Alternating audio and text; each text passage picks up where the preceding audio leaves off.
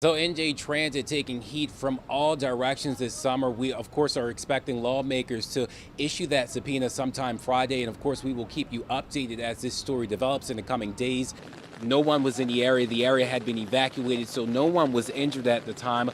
But again, right now, FBI agents, ATF agents, all here at Elmora and Linden Avenue, where they are executing a search warrant at what is believed to be the residence of a suspect believed to be involved at least in one of these bombing incidents. Now, the Trump camp is not confirming any new cabinet positions at this point. They do say today's meetings are more so discussions about ideas rather than job interviews. Now, Governor Chris Christie is also expected to meet with Trump today.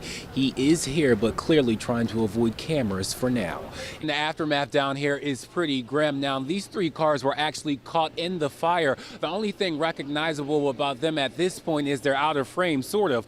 Three of the 9 homes that caught fire have actually collapsed, and the remaining 6, well, the outlook for them isn't good. A room full of supporters who, as you can imagine, are very disappointed as they just learned that incumbent Mayor Bill de Blasio has won re-election. We spoke to the campaign not too long ago, and I can tell you that they were very confident to the very end. We've learned that one child has died in this fire. Another man is battling some serious burns. Now, we know the Red Cross is in the area helping many people who are affected by this fire. We don't know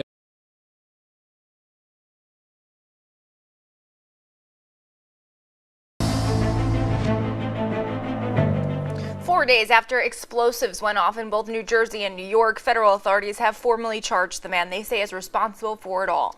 Ahmed Khan Rahimi is charged with using weapons of mass destruction, bombing, destruction of property, and use of a destructive device. Finals One's Charles Watson has the very latest from Elizabeth. Investigators say the 28-year-old terror suspect's diary reveals that he wanted to harm a lot of people when he allegedly planted bombs in New Jersey and New York over the weekend. Rahami's plans of mass casualties seemingly falling apart after no life-threatening injuries were sustained in the explosions. Not in Seaside Park, not in Chelsea, not even in Elizabeth, where a device exploded when it was being worked on by a bomb robot. Today we're finding out the terror plan may not be the only thing falling apart for Rahami. According to court documents, a former high school girlfriend, who was also the mother of Rahami's daughter, has been granted custody of their child after learning of the 28-year-old's alleged involvement in the terror plot throughout our area. The mother, Maria Mena, petitioned a court Tuesday to terminate Rahami's custody rights. Her motion now granted. Investigators are now working to interview the family of the suspect to see what they can tell them about Rahami's alleged plans. His wife, Asia, who left the United States for Pakistan back in June and is now in the United Arab Emirates, is cooperating with investigators. This is the same wife Rahami asked New Jersey Congressman Albus Series to help secure a passport for in 2014. Once she went to get the entry visa, they found out she was pregnant, and they told her that they could not give her an entry visa until she had the baby in Pakistan. Investigators are particularly interested in Rahami's year-long trip to Pakistan, where he is said to have traveled in and around Quetta, a city rife with extremists. Called the FBI 2 years ago. And what did you tell them? I told them you got a connection with this guy. The suspect's father saying yesterday he warned the FBI about his son, but later recanted that warning and yesterday denied his son was a terrorist when asked by reporters. Authorities say among the evidence found is that journal, including praise for al-Qaeda's top brass. They also have a video recorded from a family member that shows Rahami igniting an explosive in his Elizabeth backyard just days before bombs went off in our area. They now are playing games a bit, and they have to understand we're not to be trifled with. There's hundreds of thousands of commuters that are counting on us. Judiciary Committee Chairman John McKeon sending a message to NJ Transit after he says the transit agency has been uncooperative in providing state lawmakers with proper documentation regarding its plans to handle service changes this summer. And I think NJ Transit's being less than cooperative in providing the information and material that we're asking for. So now it's time to step it up and move to the subpoenas. Assemblyman McCain telling Files One News in an exclusive interview the committee has no other choice than to force its hand.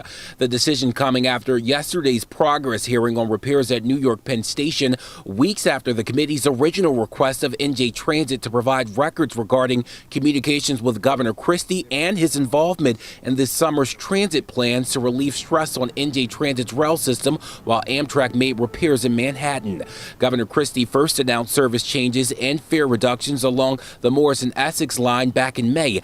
That announcement coming before NJ Transit said anything publicly or privately to local leaders. We'll be providing those documents as quickly as we can. The agency's top exec saying it would comply with the committee's orders. Meanwhile, at a news conference today, Christie strayed away from NJ Transit's legal issues with lawmakers in Trenton, instead focusing his attention on the engineers union, whose members caused NJ Transit a headache and major delays after failing to show up for work earlier in the week. I will take every action that is necessary to make sure that people show up at the job they're being paid to do.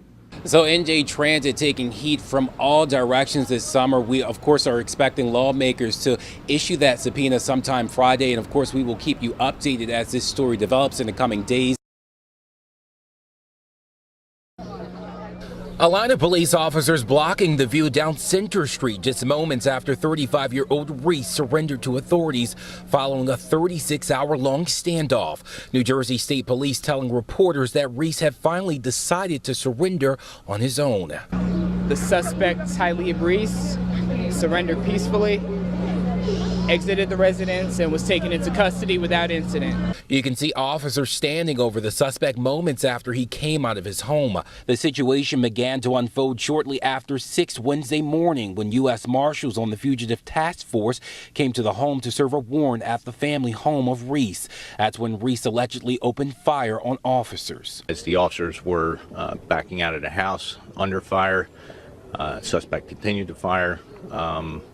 During which time an individual outside of the residence was struck by gunfire and is deceased. We're told 3 officers were also injured in the midst of gunfire. Police were able to send in a robot with a phone so they could communicate with Reese in hopes of talking him out, but those attempts had failed. A friend of the 35-year-old suspect talked to Files One News on the condition that they stay anonymous. He pleaded for a peaceful end to the standoff. I want to see him be safe. That's it. You don't have to nobody don't get killed. Nobody don't get killed. Just come out and that's it. Go to jail. That's it. The Mercer County Prosecutor's Office is now identifying 56-year-old Robert Powell Jr. as the innocent bystander who was shot and killed in the midst of that gunfight between Reese and U.S. Marshals. Authorities say the victim unfortunately was in the wrong place at the wrong time. As for Reese, charges are pending. Chuck Miller sits and watches, ready to bid adieu as crews prepare to take down one of Basking Ridge's most noticeable landmarks. It's a very sad day. I've been looking at that tree for 40 years. After 600 years of life in Basking Ridge, this 25-foot tall great white oak tree is now facing the axe. The tree that George Washington once used to picnic under coming down after Basking Ridge Presbyterian Church officials decided the tree was dead and nothing could be done to keep it standing. We've exhausted every possibility. We did a lot of research work. We did a lot of diagnostic testing. They looked at the soil. They looked at the roots. We looked at the leaves for any sort of item that may be a cause that we might have been able to try to cure. Crews got to work early this morning, setting up cranes, harnesses, and saws to get through 6 centuries of wood. They start on the limbs and will gradually work all the way down to the trunk.